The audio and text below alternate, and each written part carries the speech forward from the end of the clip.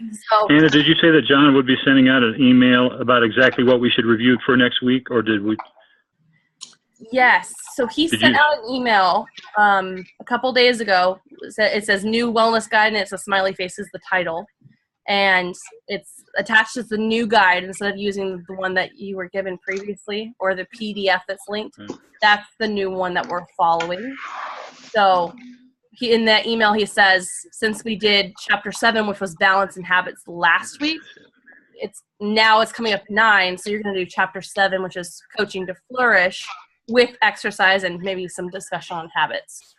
But coaching to flourish, Got it. flourish model, and exercise are going to be more dominant topics. So you can cover those. Thank you. You're welcome. And what are we covering this week?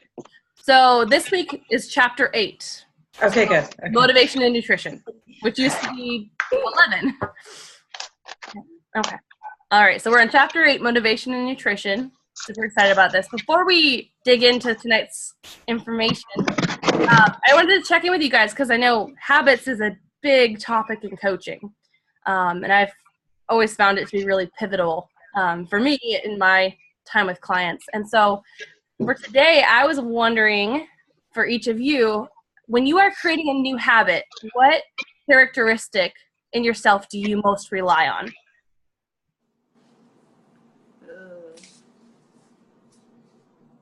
So you guys can think about that for a second.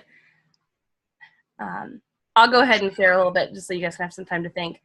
I realized when it's kind of funny, given that we're talking about motivation today, usually I'm more fueled to create a habit when someone else is involved, like when someone else is going to be relying on it. Like I would probably never do the dishes if my husband wouldn't be irritated if they weren't done.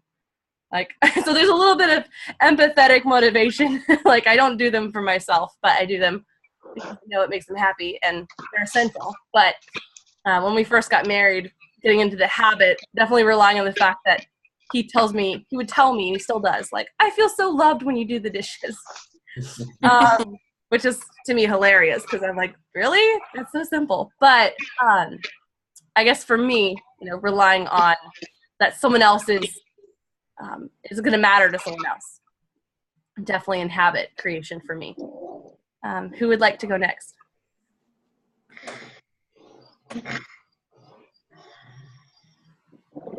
Stacey? Oh, go ahead. No, go ahead, Stacey. Oh, I really like planning and organizing. It's kind of like the fun part for me. So when I'm laying out a new habit, I usually kind of look at like the process and how I want it to fit into my life. And I mean, I'm a total like Post-it nerd. I have my little Post-it up on my whiteboard and all my little organization charts. And for me, that makes it fun. I feel more prepared. That's so cool, JC. So instead of like creating the habit and then making the structure, you look at your structure and then fit the habit in. Yeah, I tend to be kind of overly analytical, so I don't just like dive in and try to do it because I in my head I'm like, no, I stop and think about it first. That's good awareness. You know what works for you and how to best add something new in. Yeah. Good thoughts, JC. Robin, you were gonna go? It's just like it's just having a new experience. When you look at creating a new habit or something like that, it's just a new experience. There's some excitement behind it. So it's like you're craving like doing something new and trying it out. Mm-hmm. So what would you call that? Like love of learning or the excitement? Oh, that would be a good one. Yeah. Optimism. Yeah. Optimism. There you go. Thank you, Robin. Who's next? I'll go. Yeah, I feel like I'm like a combination of Robin and JC. Like I get really excited about something, which sort of fuels me to want to put structure in place and get it started, I guess. Mm-hmm. Yeah, like last week I created a new little life schedule that I'm trying this week, and I went to spin class 2 times at 5:45. It was really because I wanted to diet and see how I could get my day started. I like spin, and yeah, I think there was a behind it. But then I put that schedule on my refrigerator so I could see it every day and keep myself on track. So you had that initial like thrill, sense of adventure, and then you put a structure to it. Like you're like, I'll go to the fridge, so I'll see this. Yeah. Thanks for sharing, Sarah. All right, who's next?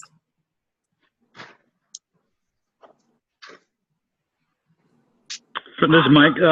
For me, I think it's kind of a desire to inch toward a better version of myself over time, and when you make those little incremental gains, that feels really good. And so I've just come to appreciate that and come to get joy from that and be driven, motivated by that. So. So it's like that awareness that you have, and then coupled with how like it's important to you. Yeah, I think that's it. Yeah, that's really cool. Now, motivation is really key in habits. We have to want it in some way or the other, and there has to be a kind of. I feel like motivation really drives it. Very good. What about you, Eddie? Yeah, I agree with you. The key for me is motivation. If I am motivated to do something, it's pretty easy. But change the habit for me is challenge. A change is a challenge. Change the habit for me is a challenge. I need to have a high motivation to change the habit. How do you help motivate yourself? Depend on what you're talking about. If you're talking about my career, financial education is one kind of motivation. If you're talking about my mind, body, is a different kind of motivation. It depends where I'm going to. Okay. But in general, what motivates me is the final result. For example, if you're talking about my body and I wanna release 10 pounds, what motivates me is see me without 10 pounds. Yeah, your future self. Yeah. Then what I do, I put pictures over there, my body. I put my pictures there, somebody body, and what I create in my mind is I want to be there, I want to have a six pack, So that's going to be along the lines of what we talked about tonight. That sounds like proactive motivation. Yeah. Towards something. Yeah. If it is talking about the body, but if you're talking about the career, it's different things, Exactly, and that's part of what we're talking about tonight is how we're motivated by different things in different ways. Yeah. Thank you for sharing, Eddie. What about you, Laura? A combination of Mike and Eddie. I enjoy the process of improving myself over time, making an up-leveling to a better me. I really enjoy the payout, it's short-term and long-term. And there's something else. It was the first thing Eddie said, and when he said it, I was like, oh yeah, that's me. I don't remember now. I'm just trying to keep the sun out of my eyes. We're on the road in the RV, and it's not ideal. I can't get the sunshade to work. Well, we'll understand if you have to close your eyes for a second. Hey, the lighting's good, Laura. And your connection's good. Like, we heard you clearly. I mean, I know I did. That's great. Where are you on the road to right now, Laura? doTERRA has an annual convention in September, so we're on our way to Utah, Salt Lake City. Very cool. Well, it's so awesome that you could be in class and be on an adventure in the road with your family at the same time. Yeah, that's where John's on his way to now, so we'll meet up with him there. Very cool. Yeah, I think I saw Denver or back to Colorado first, and then they're going to Utah. All right. Well, there's two parts in this chapter tonight. There's motivation styles and nutrition. But it's really cool because looking back at this, it used to be just nutrition. And for me, motivation naturally came into looking at nutrition in my own life. And so I'm so glad these are together. Obviously, motivation could be coupled up with habits. It could be, so many other different things. But in terms of nutrition, I think this is going to be really helpful. So what we're going to do first is we're going to look at motivational styles separately, and then be able to take a little mini breakout to practice looking at the different types of motivation. And then I sent you guys a blank wheel, like the wheel of life, but with nothing on it. So you might want to pull that up for the second part, because the nutrition wheel, there's technically not a wheel yet for it. And so I thought that might be helpful for you guys to have a wheel if you wanted to fill it out with the different components of the nutrition wheel. So we'll talk about motivation styles and nutrition separately today. So as we get into motivational styles, before I start talking about it, does anyone have any questions or thoughts to share from the reading or recording?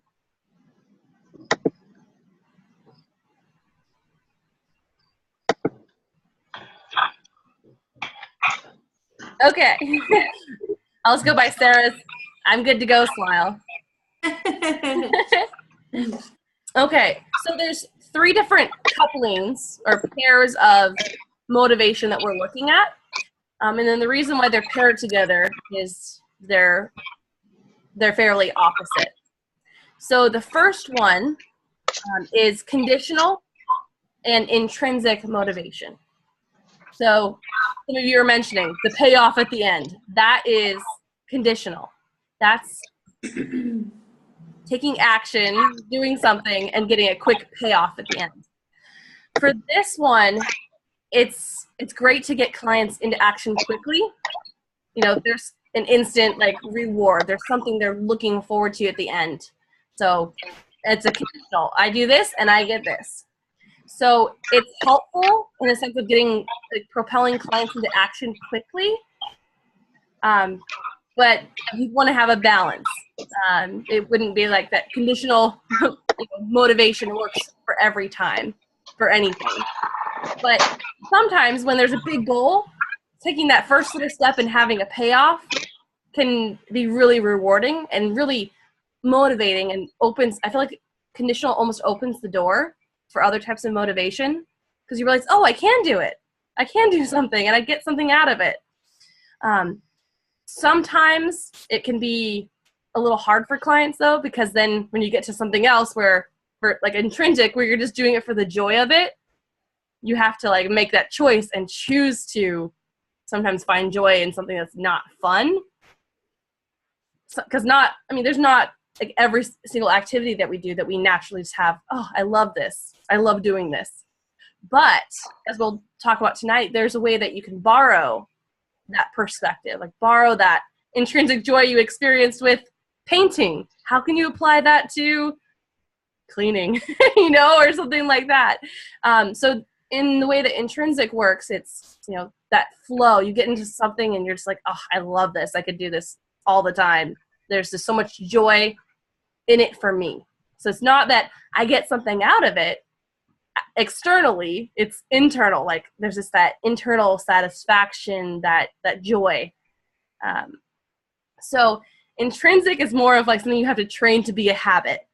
It's not, like I said, it's not something that's going to come with every single thing you do, but it is something you can borrow and try and choose and make a habit of, and make it part of you in whatever task you're doing.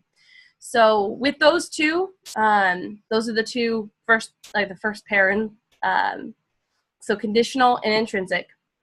The next one, proactive and reactive. And I always think of that as towards and away from. So proactive is you're working towards something. There's that vision, that goal, Eddie having a picture and he sees his future self with a 6-pack and he's proactively working towards that.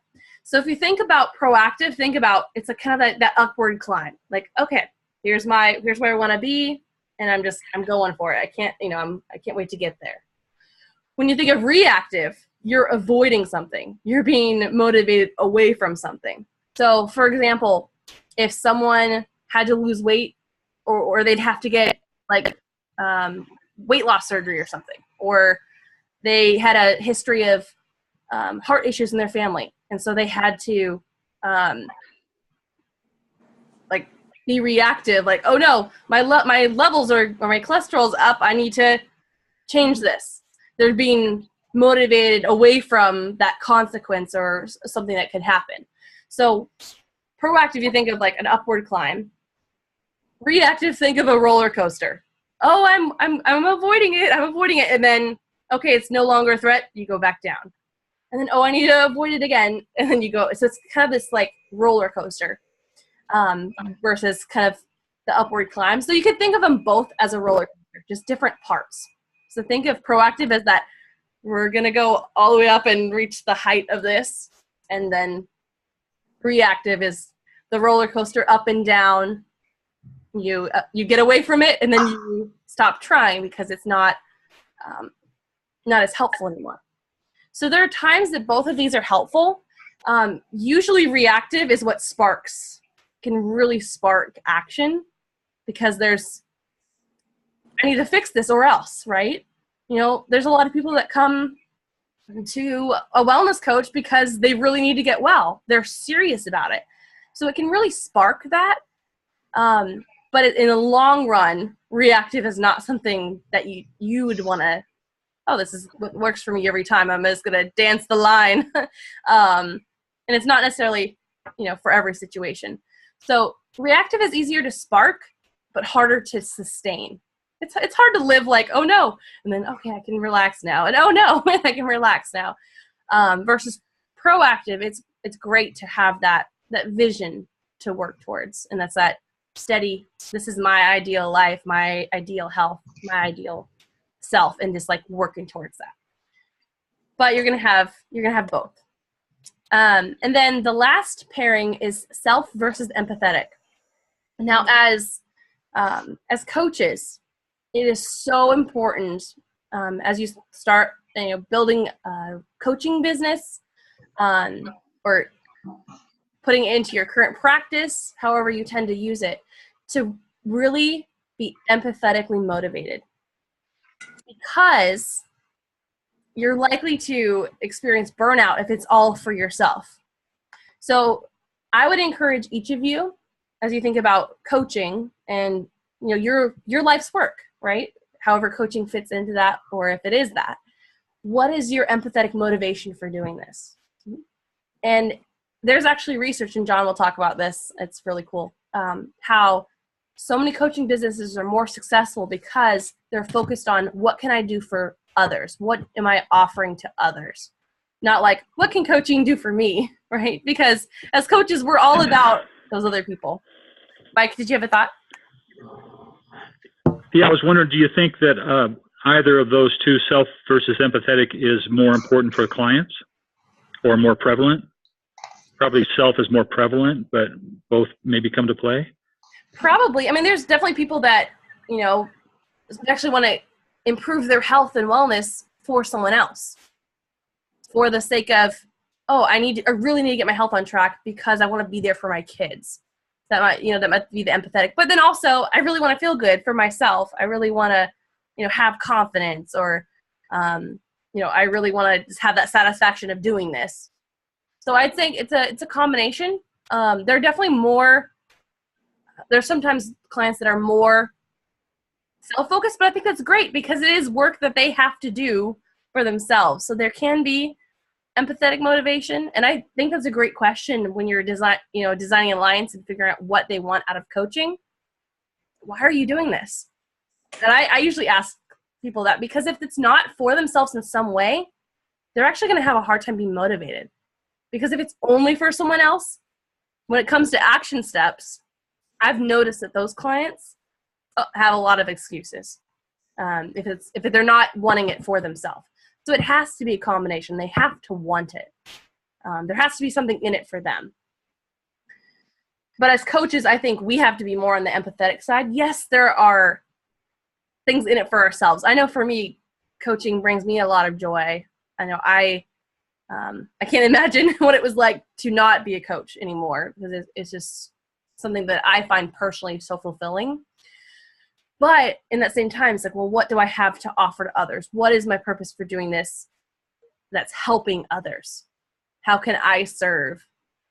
And combining that, it actually, there's, like I said, so much research that when you're empathetically motivated in your coaching business, and those things that maybe, your bank account, your referrals, like all of that goes up because you're all about those people and those clients.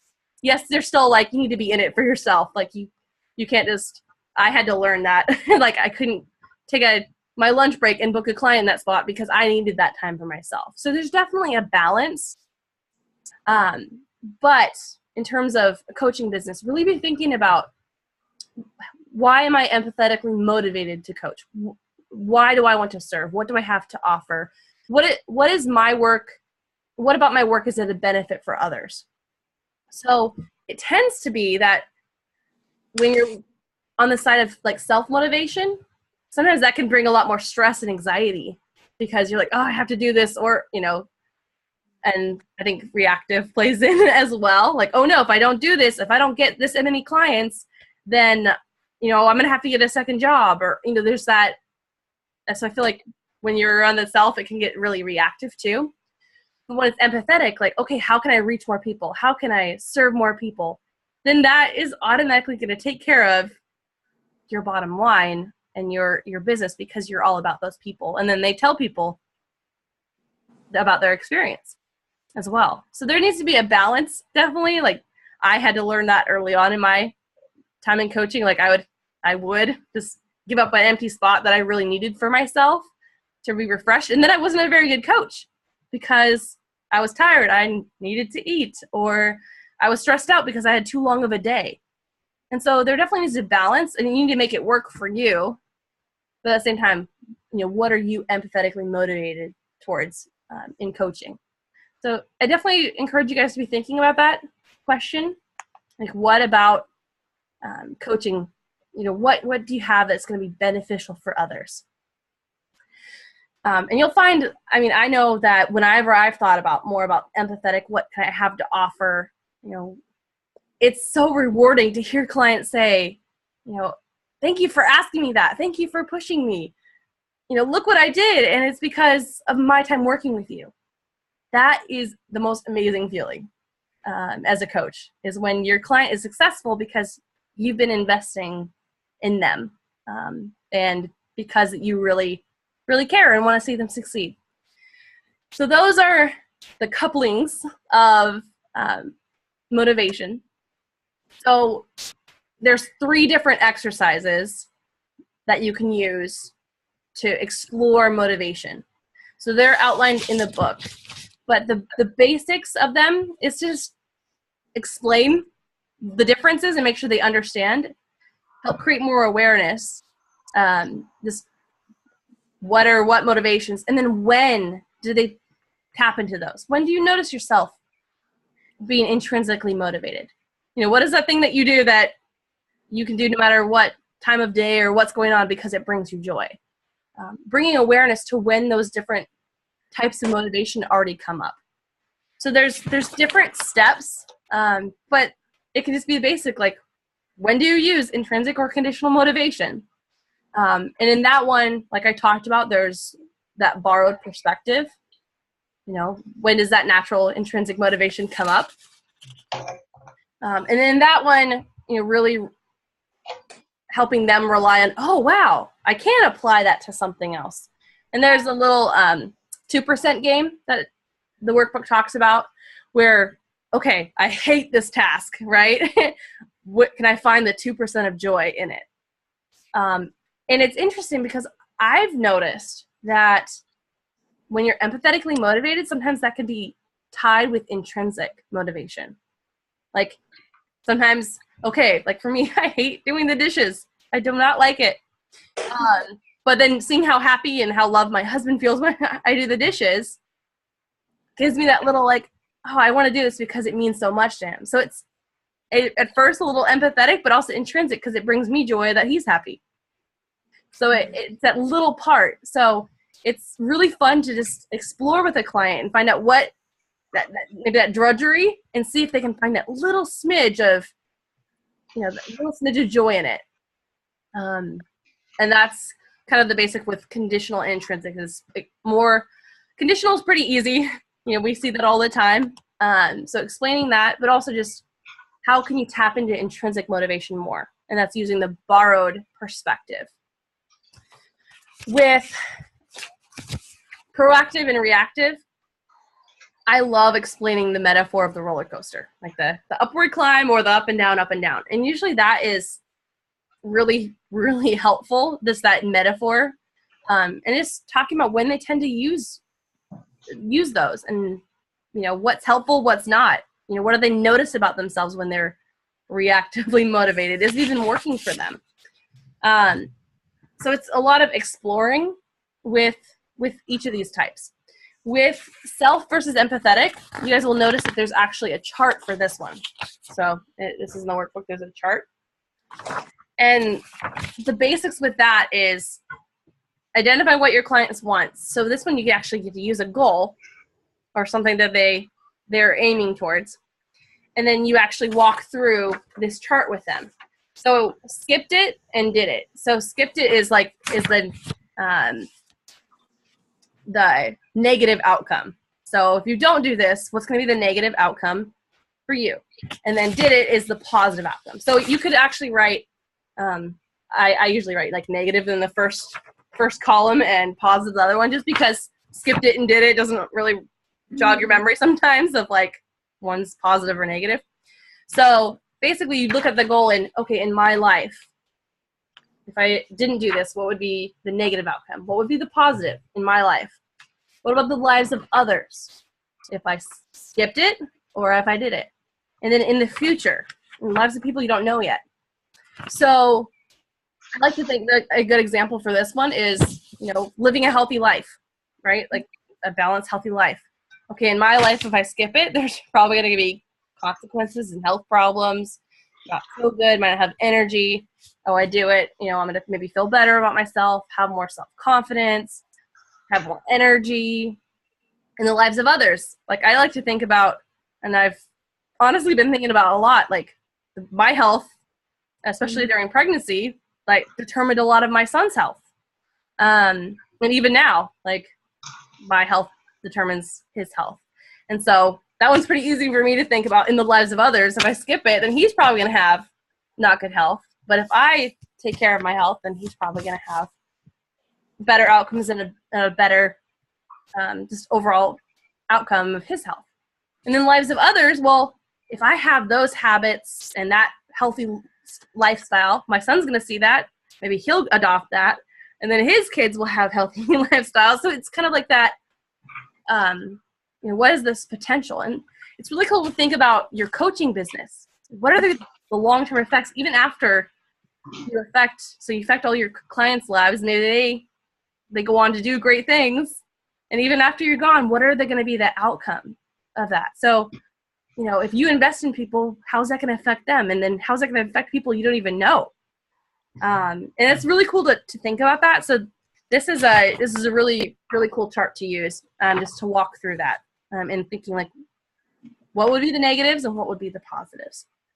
So this one is. Anna, is that always done before the fact to evaluate an upcoming possible action, or is it ever done kind of post-mortem to review what's something that happened in the past? Usually anything with coaching isn't on the past. But for example, if they took an action step recently, that's different than like, way in the past. So maybe like recently they did something and it didn't work. Maybe they still want to do something with that goal. So they're like, okay, this didn't work. I want to do something, or I want to re-examine this. So it'd be great to pull it out after something happened as well. And then, okay, so if you do this, what are the negative outcomes in your life and what are the positive? Because sometimes people have the right action, but the wrong motivation. So they might have been in it for themselves and they're trying to just go on their willpower, right? And helping them take a look at self versus empathetic can be really helpful. So you could do it after and reviewing and reshaping a goal or action step, Mike. But I think also in the moment too, they have a goal, but they're not sure what's fueling that. They have something they want to work towards. So you could really use it in anything. But especially, after you explore this type of motivation, I would explore all 6 of them with a client. After you explore, just a second, Eddie, after you explore that, there'll be certain ones that stick out to them. There'll be certain things that they want to work on, and you'll know when to pull each of those out. But I think it's really helpful to explore all of them because in different situations, some will be more helpful than others. But you could really use this at any time. You could even use part of it and just ask questions. You don't even have to use the chart. Like, okay, so if you do this, what's in it for you? I know you mentioned that you do a lot of things because you want to benefit your kids. What's in it for them? And it could just be a casual conversation and exploration too. So I feel like this is something you could use anytime. But just definitely use your intuition. It could be follow-up to reshape a goal for sure. Eddie, what was your question? Okay, let me see if I understand the conclusion. We're talking about motivate people.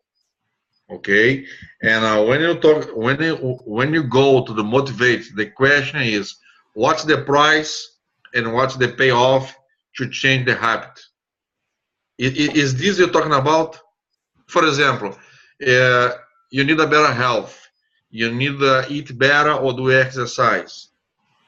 Then I go through, my question is gonna be, what's the price to eat better and what is the payoff?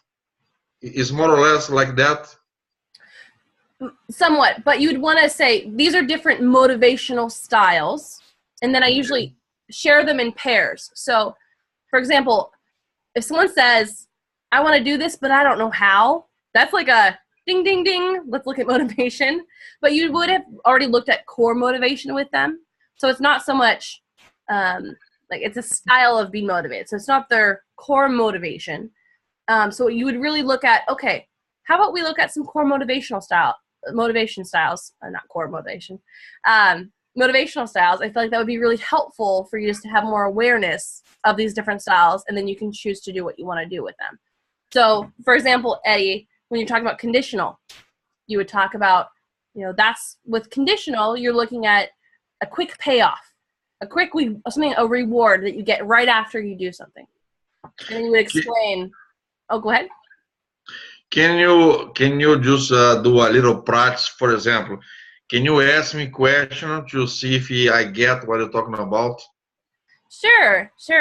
So, Eddie, we're talking about motivation. Okay. So for each of these different motivational styles, there is a separate exercise. Okay. So for the first one, it's conditional and intrinsic. And then the other one is proactive and reactive. And then motivation for the self or empathetic. Is there one that you're more curious about exploring in your life today? Okay, first I want you to define for me each one for you to understand what you're talking about. I talk to you as a client, okay? I don't talk to you about as a coach. I talk to you as a client. Because the clients don't know what the difference between both, Right. Okay. Okay, so I'll go ahead and explain the different pairs of motivation styles to you. And then you can tell me which one you are interested in exploring about. Okay? All right. So the first pair is conditional motivation and intrinsic motivation. Conditional is when you take an action and you get a quick reward, or there's a payoff that you get, something you get right away for doing something. So it's a condition. I do this and I get this. Does that make sense? Yeah, it makes sense. Okay. Intrinsic is there's no external. There's nothing outside you get. It's all internal. You do something because you get joy. You just get in the flow and you love it. So there's intrinsic motivation that you're doing it just because you love it. Does that make sense? Mm-hmm. Okay, so that's the first pair. The next one is proactive and reactive. So proactive motivation is when you have that vision, like you were sharing earlier, Eddie, you see who you want to be, and you're working kind of an upward climb, like, okay, here's future Eddie, I'm going to work towards that, because you have that vision of the future. So it's this kind of straight upward climb, and there's your vision, there's your big goal, and you're motivated because of that. Okay. Reactive, you're motivated away from something. So with reactive, it tends to be kind of like a roller coaster, up and down, because maybe you have a health scare, and so you eat right and exercise because you want to get rid of that. You want to avoid having to have surgery or be on a medication, so you want to avoid that. So you take action because you're trying to get away from something. Does that make sense?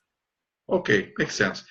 But all those four plays, all those four motivation style, it is about price and payoff, because conditional is a price and payoff, so of course.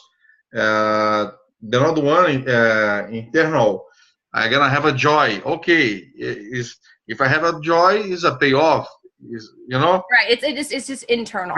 Right. Yeah, everything in my mind say, if you do this, you're gonna have a price and payoff. In all those kind of motivations look like that for me, you know. Right. Well, there's something in it. So yeah, you're right. Like conditional, it's something outside. It's an external reward, versus intrinsic is an internal reward. Yeah, but if I can put this in short words, you know, every motivation comes to price and payoff. If I do this, I'm gonna get that. If I'm not gonna do this, what's gonna happen? You know? Right. Like, right. And like, go ahead. Right. And then for the last one, self, there's something in it for you. So you're right. You could sum it up as there's a payoff for me. I'm doing this because there's something in it for me. And then for others, it's because there's something in it for others. Right. And then, so you're right. It's usually motivation is you're working towards something. There's something you want or something you want to avoid, but there is a payoff in the sense. So that's a good way to summarize it, Eddie. But you want to, when you're looking at each of these, you want to look at the specific types, because you'll notice maybe certain motivational styles work in different situations, like you were sharing earlier. Okay. Okay. All right. So are you clear on the different types? No, I have the different types for me is clear. Okay. But what I look for is the conclusion. Okay, all those types come from price and payoff. That's what I come to my mind right now. If I do this, this is gonna happen. If I'm not gonna do this, this is gonna happen. You know, in the end, everything is about the price and payoff. Right. It's looking at your motivation. But in this, we're looking at more of helping clients gain an awareness of what motivates them, and when the certain styles show up and how they can use those in their life towards a certain goal or an action. So for this specific exercise, you could sum it up as, you know, price and payoff, but you also want to look at the specific types and then helping your client gain awareness on what these different types are and when they show up in their life. Because something that gives me intrinsic joy might not give someone else intrinsic joy. And something that I'm conditionally motivated by, someone could be like, doesn't matter to me, right? So everyone is different. So this is a lot of exploring around motivational styles. So Eddie, what we're going to do now is we're going to go to, let's see, we have an odd number. We're going to do breakout rooms, and we're actually going to coach around this. So do you want to, what we're going to do is, I guess I'll let you guys pick which one you want to be coached around. So, because everyone, something might ring a bell with someone else, as far as self and empathetic might be really helpful for you, or conditional and intrinsic might be something you want to explore. But there are steps. So I would encourage you guys to start with, what do you think about motivational styles? Did one of them really ring a bell with you, one that you want to explore? Because in breakout rooms, I do want to have time for all the nutrition stuff and the practice coaching with that. So with this one, I'm just going to have you guys pick one pair. But what you can do is the other ones you didn't get to practice, I would encourage you to practice those either with another coach or with your practice client, because they're pretty easy to bring up and just explore motivation, because we talk about motivation a lot with our clients, especially even in the beginning of a coaching relationship. So what we're going to do is I'm going to leave it up to you guys which one you want to do, which one you want to explore, and then just talk about what, why that meant something to them, why intrinsic and conditional. Why are they curious about that today? And then go through the steps of just exploring that with them when it shows up in their life. I feel like intrinsic is a really good one. So if you're fishing for one to do, I feel like that one's really helpful, because then you can say, when do you notice yourself tapping into intrinsic motivation? And then you can borrow that. Okay, how could you apply that to cleaning the house or something else? So that one, if you can think of something to do, I really like that one. But you can also do the self versus empathetic. That's a really powerful one as well. So we're going to take, 10 minutes each in breakout rooms, because I want to have plenty of time for nutrition and practicing that tonight. So we're going to just get a little taste of exploring motivational styles. The goal of this is helping them gain awareness of the different types and when they show up in their life. So if you wanted, you could just have a general conversation about motivational styles when they show up in their life, and maybe one that they want to employ with their current actions. That could be another way you could take your breakout session as well. But just go with what your client or your peer coach wants, like what's meaningful for them today. So we're going to go ahead and pause the recording.